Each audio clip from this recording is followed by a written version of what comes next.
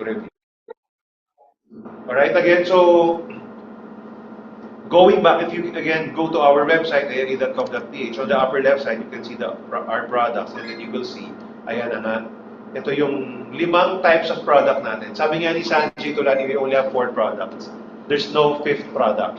So basically, health and medical are magkasama naman, di ba? And then with savings and investment, there comes education and retirement. So again, if you can see, kalahati lang or nasa left side lang yung ina-address natin if we only focus on the traditional, the OL side. Diba?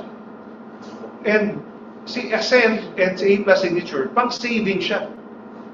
Diba? Nandito siya. So we have to differentiate our approach in terms of savings, in terms of approaching our client setting appointments. Ganon. And I think it's been evident for the past 2 years na ang lakas ng benta ng A+, yun ang talagang highest selling product ng AIA. And then nung nagkaroon si A-Life Prime, Prime pa din, di ba? So yun. So ibig sabihin lang, people would still like to go for savings and investment. Also, the fund information nandito rin, you will be able to click that. Ayan.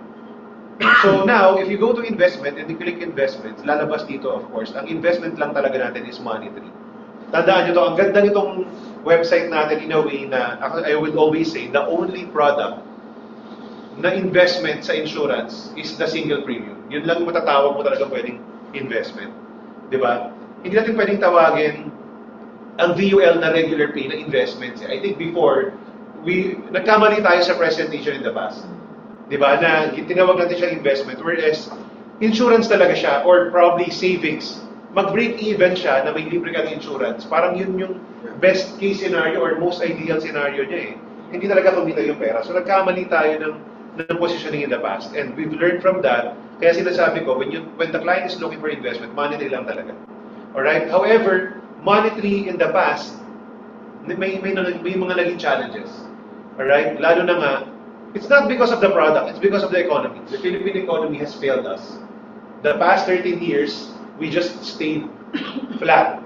Meaning sideways. No? Kung alam niyo yung sideways sa trading, umaakyat, bababa, akyat, bababa, puro ganon. Hindi umaakyat ng todo, no? Hindi niya sinunod yung mga conventional wisdom na if you just stay long, no, yung up down niya, paakyat yung trajectory. Hindi. No? Because of, hindi talaga maganda yung naging economy ng Philippines, and I'm not that positive in terms of stock market. Hindi ko sinasabing hindi solid ang ating fundamentals. It's just that the stock market, parang ang baba ng ceiling. So when you go to Money3, you click Money3 dyan, peso income, yun nasa pinakababa. Yan, the peso Money3 income paying. Ito yung gusto nating tutukan. Ito yung gusto kong tutukan nating lahat. Bakit? Kasi the investment is as low as 125,000. I know, hindi ka masyadong kikita dyan agad. Di ba? 2% commission kung mababa, kung not elite, so that's just 2,500. However, I think it's a good icebreaker. No? Makapasok ka dun sa kliyente mo. Ganon. Yan. And then, of course, may life insurance coverage siya, which is napakaliit, 125% lang ng insurance coverage. In fact, in reality, ang binabayaran mong cost insurance is only 25%. Okay ba yun? So yun ang gusto kong i-highlight kasi 100% pera mo. Yung pinasok mo na 1 million, pera mo yun. Yung 250,000 na 25%, yun lang yung may cost of insurance. Kaya maliit talaga yung cost of insurance itong product na to. Right? Lalo na kung lumalaki yung account value. Okay? So yun ang isang major feature, 125% ng premium mo, yung life insurance coverage. And then of course, yung potential na mag-grow yung fund, which is pwede kumita, pwede rin bumaba yung value. So that's another feature, invested sa stock market. And then, ang different feature niya na wala sa iba is of course, yung quarterly, it intends to give dividends. Alright, you can download the brochure here. Ito yung mga benefits niya. Again, may life insurance coverage. And then actually, there are riders pa. Although, I don't highly recommend, hindi ko sinasabing wag, pero I don't highly recommend na lagyan mo pa ng rider. Kasi nga, lalong kakain sa account value. Kung yan naman ang purpose niya, term insurance and accident, ilagay mo na lang sa separate na guardian. Now, some people will only do this. The only time that you will do this is, if you will put a term insurance rider, is kung kunyari may edad na tapos hindi na insurable sa guardian, dito kasi GIO to, so ma-attachan mo ng term insurance, pero of course subject to contestability period. Ganun siya. So at least ito approvable siya. Yun lang yun. Kung talagang ang purpose niya insurance, which our product is naman, sige lagyan mo. But you bear the risk of bigger cost of insurance. In fact, that will be 500 times higher or 400 times higher than the cost of insurance ng luma. Kasi dun sa luma, 25% lang ibabayaran mo, di ba? Sa original. Pag dinagdagan mo siya ng term insurance na 100% ng pera mo, di times 4 yun sa cost of insurance ng dati. So malaki talaga po siya nakakain sa fund. Alright? So dapat alam niyo yung risk na yun. Alright? So now, if you click this AIA Global Dynamic Income Paying Fund peso, mapupunta na kayo doon sa details ng fund natin. Wherein yung fund objectives, historical NAVPU, which is the net asset value per unit, no? And then yung fund documents niya. So if you can see ito, no? I-click natin yung all. Alright? Nagsimula tayo upon launch, October 20, 2023, 1 peso yung NAVPU, the net asset value per unit. Today, it's already 1.2235. So, it's 22% higher already actually. No? Kumita na siya ng 22% since inception. So, ang swerte talaga ng mga sumabay noon. Diba? Yun. So, nung kumuha ka ng 2024, ganyan. So, your money really has performed 20%. It still has the potential to really grow up. Hindi pa huli ang lahat. Kaya lang wag na magpahuli. Yun yung gusto kong i-mention. Bakit tayo mas confident ngayon? Because again, the global market is bigger. Alright? It's really bigger. Halos walang ceiling yung global market. Yun yung maganda. Kumpara mo sa Philippines, talagang may concern tayo. The biggest factor ng Philippine economy, kaya umaakyat baba, is the FDAs. Or FDIs, which is the foreign direct investors.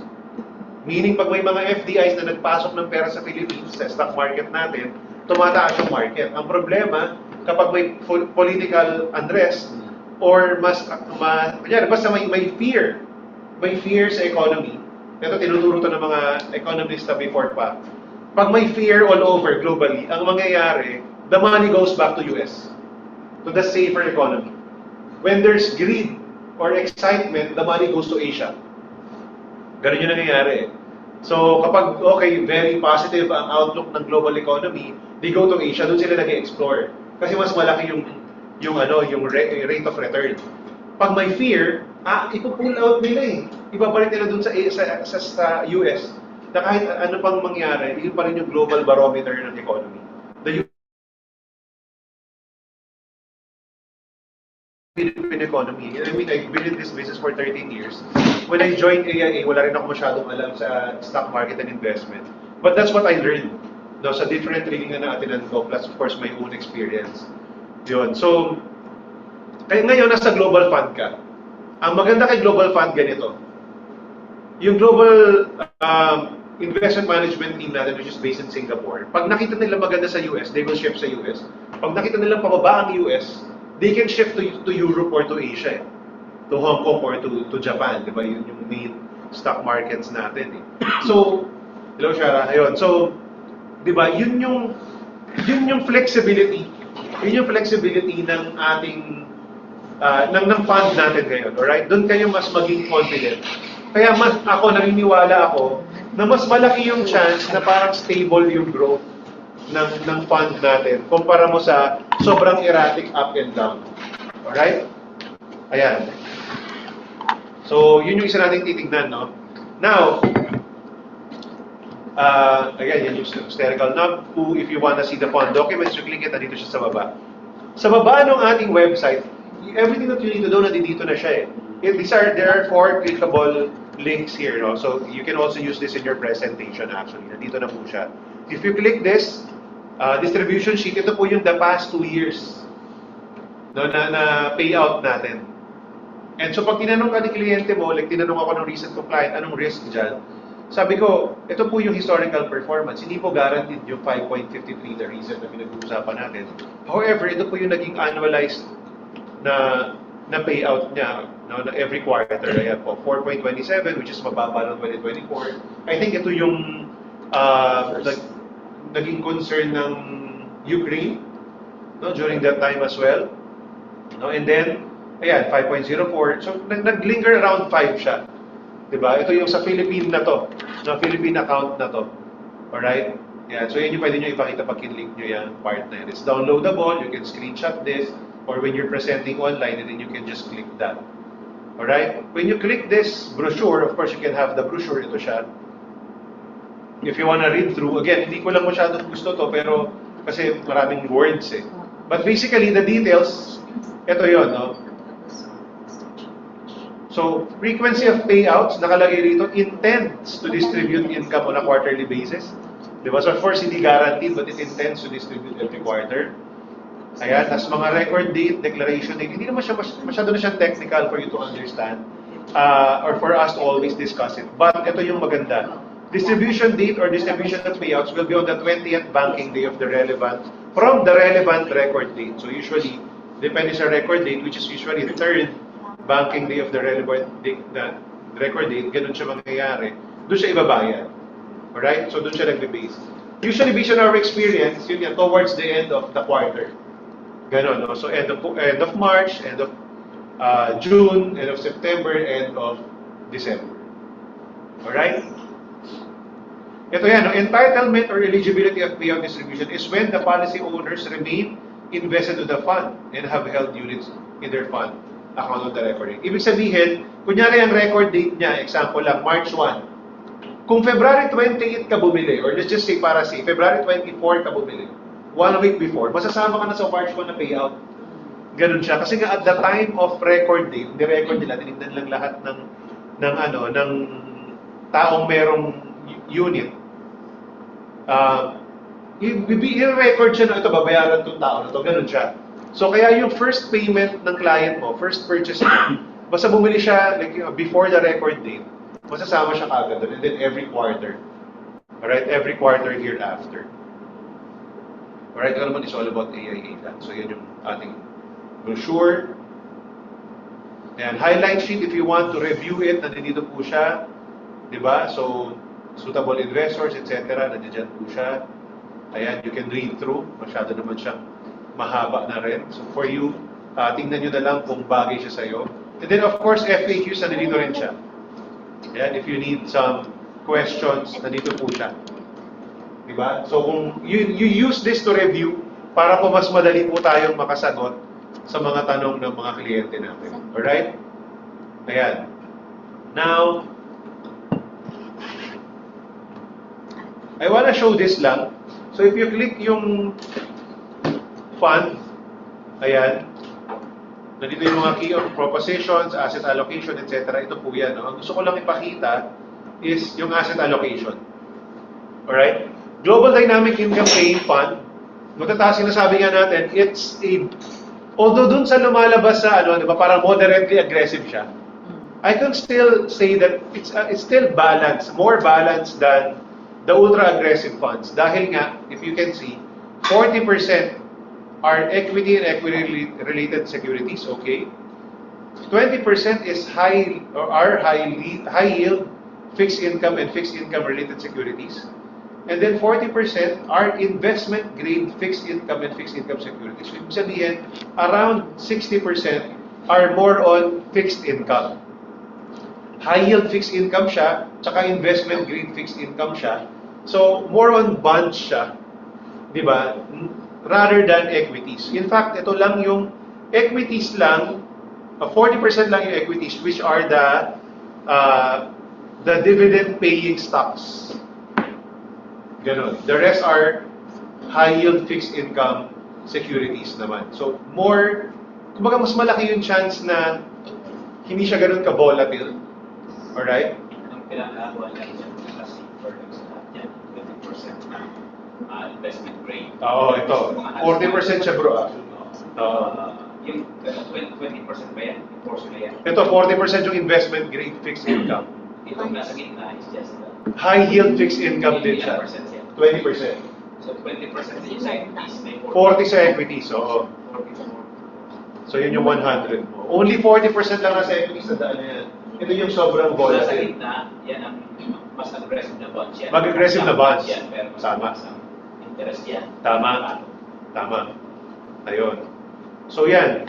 So parehong bonds. Kita nyo, yun yung pinupuntahan niya. Ang ganda nung ano niya. Ako, ito lang masasabi ko. Since we are an insurance company, ganito niya siya sabihin, no?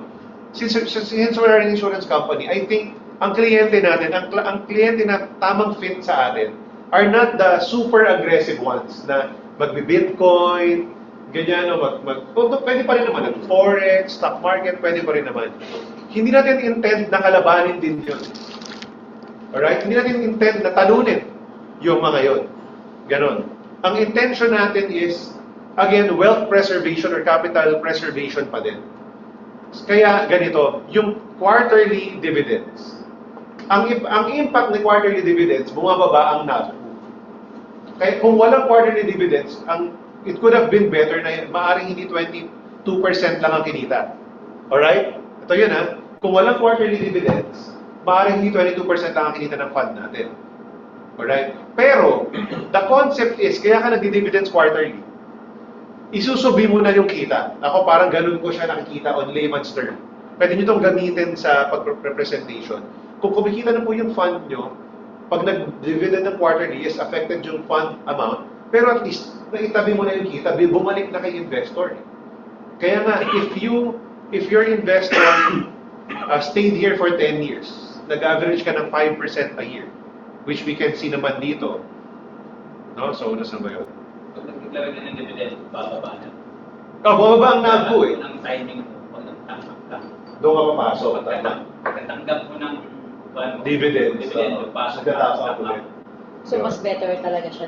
Maganda rin timing for that. Oh. That's a good idea. Kasi nagbawas ng NAV po eh. Nabawasan yung mga stock price. Eh. Kaya napansin nyo yung mga, let's say sa Philippine setting, Jollibee, PLDT, hindi ganun kabilis tumaas yung price. Kasi they pay out dividends eh. So, alam mo yun, hindi nila ina-accumulate lang. Pero I think, if ako yung tatanungin, I think that's the most, it's the most correct way to manage your investments. Kesa yung sugal ka lang ng sugal, taya mo lahat, 100%, hopefully kumita, paano pag nag-crash? Yung kinita mo na ubos. Yun yung concern eh. So dito, ang maganda rito, pag tumataas yung kita ng company, they distribute it to their shareholders, di ba? Bumalik na yung pera sa'yo. Bumaba man ng konti yung fund value, may naitabi ka na. Kaya nga yung sinasabi ko na study na if nag-average ka ng 5% for the past 10 years, let's say 1 million, let's just use 1 million. 5% is 50,000 a year. Sa 10 years, may bumalik na sa'yo yung dividend na 500,000. Tama? Even after 10 years, masama ang global market at 80% na lang yan, or kahit 70% because of insurance charges, sabihin na lang natin, 30% loss ka, pero 50% gain ka sa dividends. Tubo ka pa rin ng 20%. I think that's the best argument and presentation when you talk to your clients for this fund. Alright? Kasi nagbabayad siya every quarter. Dun sa mga baguhan sa investment, hindi every quarter 4% ng amount mo yung i-release. Tinatawag siyang annualized rate. Alright? Ibig sabihin mga around 1.65% lang. Diba? Around that price. Tapos, let's just say, for simple math, pero hindi talaga yun ang computation, times 4. Parang ganon. No? Pero, tanito, Dinugtong lang yan sa previous 3 months din. Oo, ganun siya. Kaya naging 4.27. Tama. Multiple 1.60 times 4. Hindi rin siya ganun eh. Oo. Nasa 6 ka mahigit. Yeah, hindi siya ganun eh. Since ang pinagagalingan mo is the last 3 quarters in a place. Yes. So, yung last 3 quarters before this. Panalo lahat. Alright? So, ganon. And I think, kaya mababa pa rin ito, yung annualized rate niya, kahit mataas yung actual dividend rate. Kasi nga, ang nagsimula tayo October 2023, wala pang data actually. Yun. Kaya siya mababa, kung tutuusin nyo. In fact, mataas yung 1.65% on a quarter-on-quarter basis. No, naka-annualize lang siya na mababa kasi nga walang data beforehand. Kaya 1.65 din ang Oo, yun talaga. Actually, mataas siya nung time na yun eh. Mataas siya nung time na yun. Mababa lang naka-annualize. So that's how you will actually explain it. Alright, so annualize is ibig sabihin, kunyari itong 5.13, itong apat na na-release na to, yung 1.65 at tatlong 1.26, if in-average out yan, tapos in-annualize in 12 months, 5.13 siya. Ganun yun. Alright? Okay, bakit important na napag-usapan natin to and discuss natin with our clients? Bakit important na kailangan alam natin itong monitoring? Diba? Number one, meron kang apat na touch points with your client. Diba? Apat na beses ka magre-report, sir, na-check nyo na ba yung yung payout nyo? Diba? Kasi based sa amin, meron. Diba? Makakatanggap ka ng text eh. So, parang nagpapabango ka dun sa kliyente mo na, you're delivering 4 times in a year. It's actually even better than Ascend, which is once a year. Diba? Kung tutuusin mo. So, maganda to. Kahit pa 125,000 lang in-invest niya. In fact, ako may kausap akong recently, 150,000 lang daw muna. Pero sabi niya, kasi pinapresent ko yung pinapresent ko yung charges. Di ba kapag pag below 500,000, ang premium charge ng initial investment mo and future top-ups, 4%. Alright? Kapag 500,000 to 9,999, 2%. Pag 1 million, no premium charge. Alright? So makikita nyo yun sa proposal.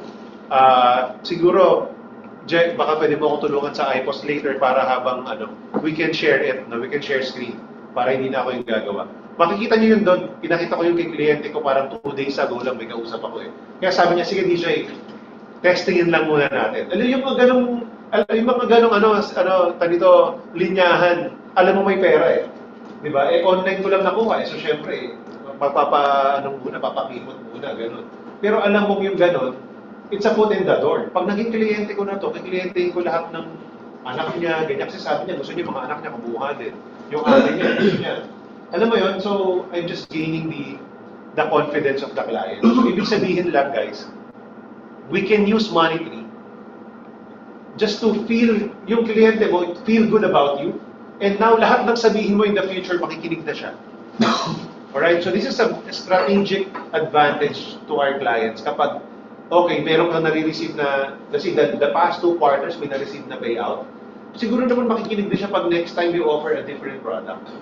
And this will be your lifetime client. Kaya nga, yung video ko na nilaunch last week, dahil narinig ko lang sa kwentuhan natin yun, ginamit ko yung term na, this could be a lifetime income. Habang buhay ka, habang naka-invest ka, talaga namang mayroon kong quarterly payouts eh. Diba? So this could be a lifetime income for you actually. It can be presented that way. Alright? Ngayon, yung mentality rin, hindi niya na rin withdrawin basta-basta na prematurely kasi nga, lifetime ang usapan. So, yun yung gawin natin na approach dito with money. Alright? Now, okay. Meron lang ditong word of caution lang. Ito lang yung pinaka-challenge dito. Para at least alam lang natin, alright? Ito lang yung pinaka-challenge. Kapag bumaba ang account value, kunyari from 1 million to 900,000, tataas ang cost of insurance. Alright? Hindi dahil sa age, pero dahil sa net amount at risk. Ulitin natin. Yun lang yung challenge dito. Ngayon maganda kasi tumataas yung account value, lumiliit lalo ang cost of insurance. Alright? Bakit? Yung 1 million mo, ang insurance mo 1.25 million. Alright? Ang tunay na insurance sa binabayaran mo, 250K. Klaro ba? Kasi yun ang net amount at risk. Alright? Kasi pera mo yung 1 million eh. So hindi ka charge sa 1 million, 250,000 lang. Tama ba?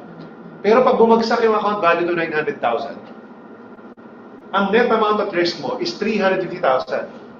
Klaro ba yun? Kasi 1.25 million pa rin ang insurance mo, pero ang pera mo 900 na lang. Yun yung reason kung bakit nahirapang makabawi yung mga underwater na monetary. Tumanda na si client kung lumikit pa yung account value. Yun talaga yun. Alright? Yun talaga yung reality. Yung client na ako, yung kinain account value niya yung cost of insurance, 500,000, wala na. Kaya nga. Nag-lapse na. Kasi nga habang nauubos yun eh. Pero i-try mong i-ask yan kasi baka may magawa pa yung company. Okay, kasi dapat yung dapat. Oo, yun. Oo, baka kasi pwede nilang i-keep yun, basta mag-top up lang siya hanggang sa babae pa rin yung insurance niya. Kasi hindi naman niya kasalanan ganun. Pero again, yun yung kailangan natin bantayan. Yun lang yung talagang tunay na risk. Diba? Kaya, ang maganda rin dito, since quarterly ang payout, you can check quarterly rin talaga yung NAFO, di ba? Alright. Now, ito pa. Given that risk, yun talaga yung tunay na risk. Given that risk, alright? Ito lang suggestion kung sabihin mo kay client mo. Unang-una, you do policy reviews quarterly, ideally, or every year. Pangalawa, ikwento nyo yung risk na yun. Sabihin nyo sa kanila, first, I feel naman more, hindi ganun ka-volatile tong fund na to dahil nga fixed income, payout, ganyan, no? Mas malaking fixed income. So, hindi ganun kalaki yung potential crash, alright? But still, there are still equities, number one. Number two, we don't know if there will be, let's say, a World War III, wag naman. Pero di ba, the extremes, let's talk about the extremes. Possible na pwedeng mag-crash yung market in terms of that. Although again, ang maganda kasi sa global market, the wealth is never destroyed. It's only transferred. Tandaan niyo yan. It's one of the rules of wealth. Wealth is never destroyed. It's only transferred. Ibig sabihin, pag nawala siya sa US, na-transfer siya somewhere else. Napunta siya sa Asia, napunta siya sa Europe. Meaning the fund managers can now shift yung pera na kaysa nag-stock siya sa US, papunta sa Europe. Ang problema sa Philippines, for example, yes, nawala sa Philippines. Hindi naman siya nawala sa Philippines. Hindi naman siya nawala yung pera napunta lang elsewhere. Hindi ka makalipat kasi local funds ka lang. Alright? Hindi naman walang magawa yung ating local fund managers kung hindi maghintay actually. Or mag-promote na, mag-invest kayo sa Philippines. Yun yung challenge eh. In the global economy, in the elite funds, hindi nila kailangan gawin yun. Kasi hawak nila yung buong mundo eh. So our fund managers, which are Wellington Management for the equities, PIMCO for the US high yield, yan yung 20%, and then BlackRock for the diversified fixed income, ito yung 40%, 20, and 40. Alright, they can now shift yung pera. Kung ipabagsak ang US economy, may problema. Lipat natin dun sa mas potential na economy, which is probably Asia. Ganun lang naman yan. Pag pangit ang US, maganda sa Asia. Pag pangit ang Asia, nasa US sila. Eh ngayon, nasa US talaga ang darling ng mga investors. Talaga. Paakyat pa rin tuloy-tuloy. No? So, alright? So now, balik tayo dun sa conversation with the client. Maganda, unti-unti, maaaring hindi sa unang pagbili niya. Pero when you do the policy reviews, manage yung expectation na, ma'am, in case po bumaba ang account value, lalo na kapag may drastic change, example COVID, example nyo na yung COVID, I highly suggest na dapat by that time, ready tayo for top-ups. Alright? Ganun kasi ang tamang presentation eh. Ang problema karamihan, single pay lang to, kaya hindi ka na maglalagay in the future. Hindi pa pwede eh. Kasi nga, dapat i-prepare nyo yung mind ng tao, ng clients natin na ang tamang investment, you invest periodically, hindi one time. Alright? You invest periodically. When you make good money, you invest some, hindi mo spend lahat. Ganon. So, dapat may goal pa rin. So, kanyari ang goal ni client, education ng kids niya 10 years from now, kasi mag-aaral abroad. Example, ganon. So, meaning kung bumagsak ang market 2 years from now, you remind the client na since para sa education to 10 years from now, or 8 years pa, maglagay pa tayo. Alright? Yun lang yung hinihiling ko for everyone. Tama? So guys, yun na. Ito yung training na sinasabi natin. Okay, balik naman tayo sa... Stop share muna ako para makapag-share si Gerald later. Balik muna tayo sa vision ng agency. Financial independence for every Filipino. Tama ba? Kasama po kayo doon. Kasama tayo doon. So I highly recommend each and every one of us buy our own money tree. I-goal natin makabili ng money tree kahit 125,000 lang. Number one, because you will be investing for yourself. Kailangan mag-invest naman tayo for our retirement or for our future, tama? Sa future ng kids natin. Number two, matututo kapag invested ka. Di ba? Kasi makikita mo ano nangyayari, nakakatanggap ako ng payout, ay bumababa yung account value ko, ganyan. Uy, bakit? Mas confident ka mag-discuss. So, mas confident ka mag-discuss eh. Is a living example. Alright guys, so I really hope you do that for those two things. Number one, for your future, dapat nag-invest ka rin talaga. Number two, for your skills and professionalism, hindi ka na ngayon advisor. Ang daming nagmamak sa career natin, financial advisor. Kasi 'di ba, parang insurance lang daw ang alam. Dapat mag-invest din tayo para talagang investor ka ngayon. Now you become an advisor talaga, a consultant, because you also do it for yourself. That's how I envision Star Bright Advisors should be. Alright? That's why our vision is like that. Financial independence for every Filipino. Simulan natin sa monetary amongst other investments kasi maganda naman talaga. Di ba? Maganda naman talaga siya. And then add more. If you start 125,000, add more. You can do top-ups regularly para ma-experience mo rin na kailangan pala ng investment change request form every time na magta-top up ka, di ba? Ganun. So, mainis ka ng konti, pero at least alam mo na pag nag-top up yung kliyente mo, ano yun? Top up na yun. 1,000. 1,000 lang. Yo, ganun. So, alam mo yun, di ba, sabi natin peso cost averaging or dollar cost averaging, di ba? That's another best way to manage your finances. Hindi ka dapat daw, sabi nila, time in the market, ang daming quotable quotes dito, di ba? Time in the market is better than timing the market. Di ba? Ibig sabihin, yung time mo sa market long term, tas naglalagay ka regularly, is better than, kailan ako magta-time na pagbababa, tsaka lang mag-invest. Hindi ganun. Dapat lagi ka lang nandoon and then invested ka regularly. So I really hope that everyone,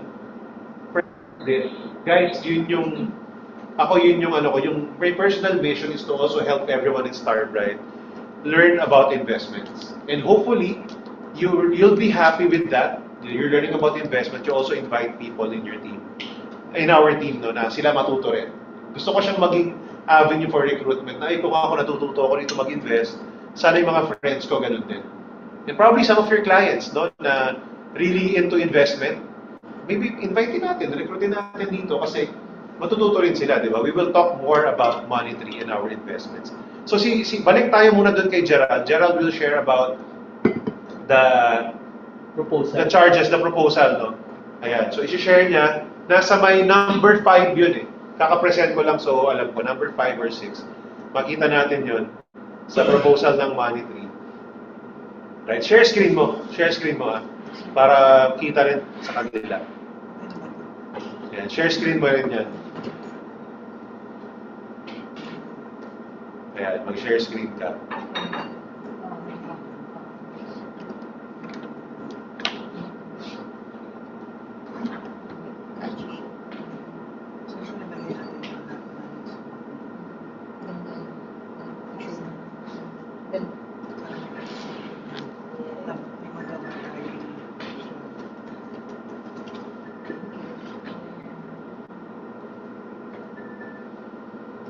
Dito ba? Yes, baba pa.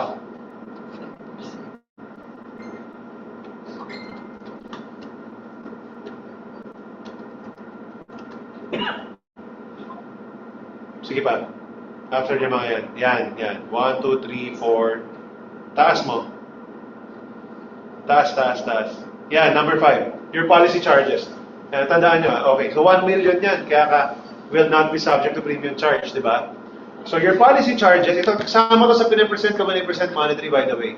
Alright, so para lang, ito lang naman yung pinakamahalaga and then yung number 9. Alright? Ayan, so your policy charges, premium charge. Di ba? Your single premium and top-up premiums will not be subject to premium charges kasi ito naka 1 million siya, monetary elite. Alright, tandaan nyo yan. So, para rin ma-convince nyo na mag-1M or mas mataas, di ba? Ganon siya. Yung initial po yan, hindi po yan yung total amount. Kunyari, nagsimula ka 125,000, tapos top up ka ulit. Kahit 1 million na yung account value mo, may charge ka pa rin ng 4%. So, well, ganun talaga kung yun lang talaga yung afford at first. Alright? So, yung initial po na pagbili yan. Patingin naman ako ng 1 million.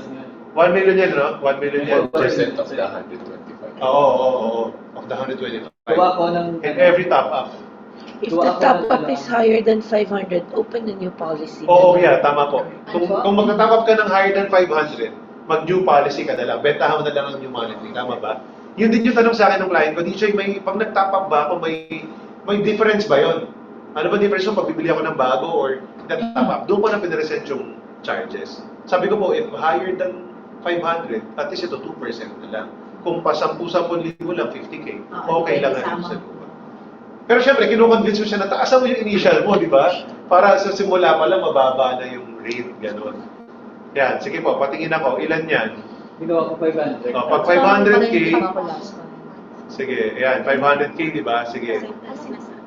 Yun, kaya kung meron siyang monetary na below 1 million, tapos kukuha siya ng 1 million, huwag sumama ang loob mo, no, na huwag ka mag-guilty na nagpa-open ka ng bagong account para sa policy Iba yung account. last time, yung Oo. 600, sabi ko, parang na-feel guilt ako doon dapat. Kasi policy account pa, hindi. Ganun din naman eh. Ganun din pala.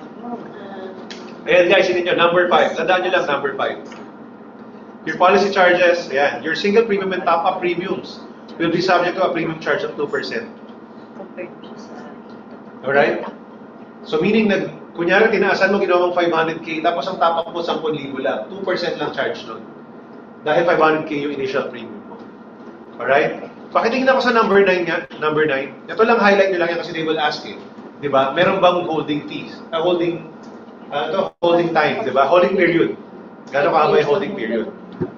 I tell them, sa 5 years, technically may 5 years holding period, but you can withdraw anytime. But if you withdraw anytime, whether partial or full withdrawal, 5, 4, 3, 2, 1. Madali lang naman tandaan. Pakita nyo lang din yung number 9. I think that's two of the major items na kailangan i-discuss with the client. Lang natin, ginagawa ko sa amin. There is, tawag dito, early exit fees. Sa elite yung Kasi ayaw ng kliyente may matatali ako eh. Yeah, Diba? tama. Holding is, di ka makagalaw. Tama. Pero ng mindset mo yun, matatali pala ako dyan. Tama. Pero pag sinabi sa akin, you can exit anytime. Yeah, so you can exit That's anytime. the fees. Gradually, with 60 pesos when you let go. Tama. Diba? Ngayon, ang sinasabi ko na, huwag ka naman aalis 2 months pa lang. Tama. Hindi naman ito AGM. So, ang sa akin naman, huwag naman ako ma-go back. Yeah. Isang Tama. taon ka naman, Tama. huwag naman ako sa trabaho. So, kailangan mawala sa isip nila na para sa nakakali. Yes. Actually, I say that yung sinasample mo na kunyari ngayon.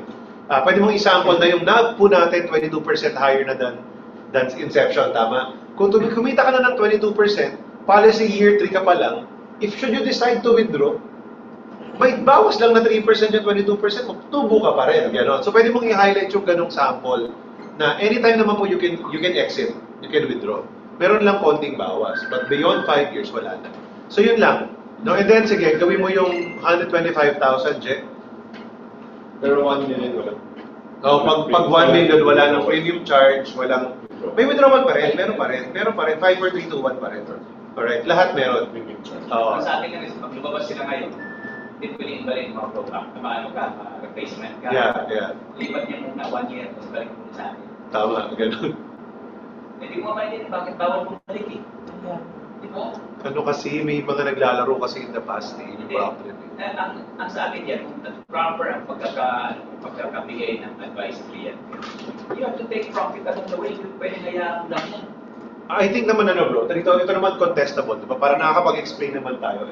I think that's the best way that the company, actually hindi nga yata ito company lang eh. It's IC regulated pagdating dun sa gano'n na 1 year pag BUL. Pag ma-depend mo properly. Oh, kailangan mo i-depend na properly. Ang nadali natin sa SGA pa kami. Poor pala pagka... Ang kliyente na doble na pera niya. Oo. Pag Ayaw 500 bayagan. to 1 million. Tama. Sabi ko sa'yo, sino mag-a-advise sa kanya na Na-withdraw. Ayaw, Oo, withdraw. tama. Kayo? 500 to Sino sa AA yung mag-a-advise? Wala. Tama. It's my job. Tama. Ayun bro, so ito, ayan o, policy charges, pakigalaw nga yung cursor mo, natakpan yung 4. Ayan, so 4% premium charge kapag below 500,000. Yun lang yung kailangan nyo tandaan. No, para lang, kunyari, meron kang kliyente nag-consolidate ng mga funds, tapos 950,000 na. I-convince mo na mag 1M, di ba? Parang, yun yung way mo to show them na, gawin na po natin 1M kasi sayang yung kada pasok mo, di ba? Gano'n. Yun. So, yun lang guys. That's one way, no? Malaman mo to mga small things na to will really help you in closing. Yun lang yung kailangan naman tandaan sa patingin din ako pala ng premium sa baba, yung death benefit. Sorry, akyat ka pala. Ayan. Ilang taon yung client dito? 40. 40, alright. Sige. Patingin ako dun sa taas pa. Yan. Maganda yan. Alright. So ito, tingnan nyo. Meron siyang, pag 0%, sabihin na natin hindi kumita. No? Hindi nagpa-perform yung fund. Sa 0%, kung napansin nyo, lumiliit yung account value. Maubos ba yan dyan? Patingin nga ako. Ayan, matagal pa naman. No? Age 70 kasi ang mahal na ng cost of insurance. Ayan. So, during that time, ang mahal na kasi ng cost of insurance talaga pag pag nag 70, doon nagsimula no? Doon mo ramdam na ramdam Pag age 70 The na, total charges are the insurance. hindi pa yan. Hindi yan ang insurance charge. Ganon. Tama ba? Kasama na Kasi may fund management charge pa yan. May Kasi total that is composite of all the charges. Admin costs. Ayun. At patingin ako sa baba, may asterisk yung total charges. Sige, good question. Ayan, the total charges consist of applicable premium charges, insurance charges, which is basic and riders. Any fund management charge are borne by the policyholders. Ayan. Alright? So, ayan. Papakita mo dyan na pag talagang hindi kumita, ganyan. Pero pag 4% dito for the age, nag-perform naman siya. Ayan, sa 4%. Yung 6.64, whatever yung lalabas sa kanan, I think yun yung parang current rate actual rate for the moment. Ganon. Yun. So, year to date yata yan. Ganon. 6 plus yan, 5.3. Oo, di 11 ka. 11, 12 ka. Tama. Ganon. Ang ganda kasi diba, like, yung usual money tree, okay, may years na nagka 10%, may years na, hindi ganon. Di ba? Parang, so, minsan, hindi mo na isusubigan yung income. Ay, Jen, meron pa pala akong gusto ipakita. Yung merong dividends part. Yung may dividends part. Meron dyan lumiliit yung dividends May 3% may ganito. Hindi pala dyan sa age na yan. Sa baba mo. I think for older people, baba mo, Jen, baba. For older people, minsan kasi may 4% na nagne-negative na yung, pabawas yung account value niya. No, sa 4%. Sige, hindi dyan. Maybe some other age. Ayun, merong 4% na pababa yung account value niya. So makikita nyo doon yung dividends pababa din. Kasi guys, yung dividends natin, hindi siya based doon sa unang pinasok mo na pera. It's based doon sa actual account value. So pag tumataas yung account value, lalong lumalaki yung dividends potentially. Pag bumaba yung account value, wala siya dyan. Pag ibang age, pag ginawa mong 60 yan, bro, ayun, makikita nyo. Lalabas. Try mong 60. Ganon. Yun yung another thing, no? So, kaya kailangan bantayan din natin yung account value niya. Ganon. Alright?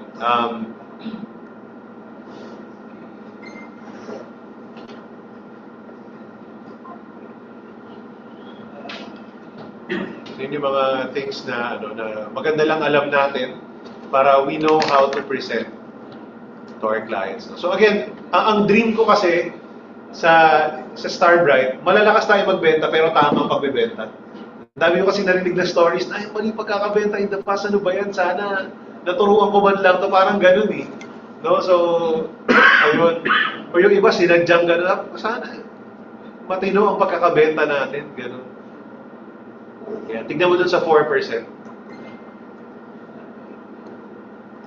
Right? But then again, at the end of the day, yung payouts, yung quarterly payouts and annual na dividends na total, ang laking bagay nun, no? At least na ibalik na sa kliyente yung potential talo niya. Kaya maganda nga i-record nyo rin eh. I-record nyo rin from the date of inception para in the future, di ba? Pag in the future, sir, naka 20 years, naka 10 years kayo dito, ito na yung average mo. So kahit negative, alam mo yung may discussion ka. Ganon. Patingin nga ako ng sa baba pa. Sige. Ayan. Yan. Tingnan nyo. At age 70, at age 75, kung napansin nyo, at age 75, ayan, no? So parang 117, napansin nyo, 3.4 na lang, maliit lang naman, kasi kinakain yung account value. Alright? So i-monitor nyo lang yan. Kung 4% lang yung maging performance ng fund. Na kung 10% yan, hindi ganun, mataas siya. Ayan. Alright? So, yan lang yung gusto kong dapat alam nyo rin. So, kaya dapat kumbaga alam natin siya para when we discuss to our clients, tama yung mentality na magko-cost averaging tayo. Mahalin nyo na guys yung mahalin nyo na yung term na cost averaging. Alright? Paano yung cost averaging? Ideally, pag bumababa, magpapasok ka. Pag mababa ang account value, magpapasok ka.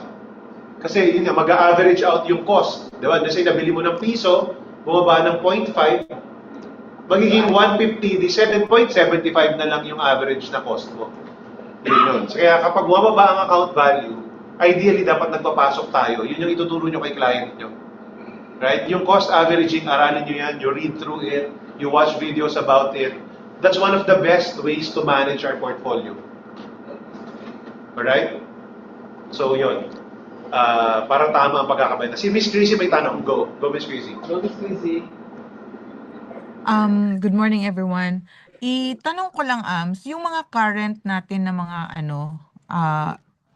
clients na nag-fund switch to global, is there any way na malaman natin magkano yung natatanggap nila or do we have to really ask?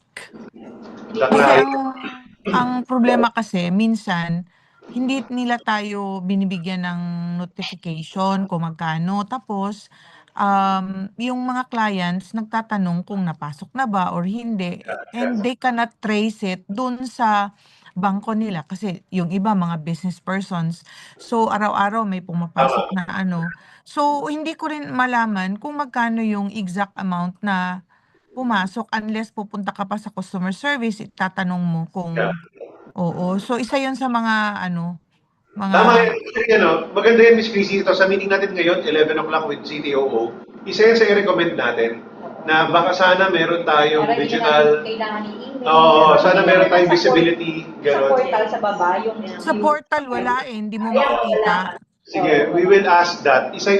Either dito kay CTOO or kay Meg, kay Miss Meg Aguinaldo Yap, yung may hawak ng digitals natin ngayon. Sila rin yung nag-handle ng master planner, everything. Yun, okay din yun.